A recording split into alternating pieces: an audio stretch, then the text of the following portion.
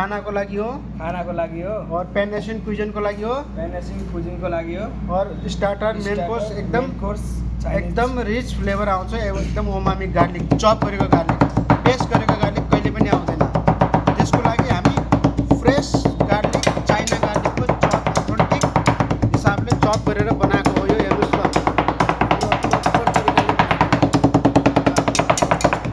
सचिन सेफले बनाएको यस्तरी जान्छ। यो अथेन्टिक गार्लिक एकदम फ्लेभर आउने खालको है यो। र all my friend, all my Facebook फ्रेन्डहरूलाई को लागि हामीले बेहतरिन तरिकाले हामी टाइचिवाबाट बनाएको यो गार्लिक, चप गार्लिक यस्तै तरिकाले हामीले हमेसा चप गरेरै बनाउँछौँ। ल हेर्नुहोस्, थ्याङ्क यू सो मच। हामी नेक्स्ट भिडियोमा आउँछौँ।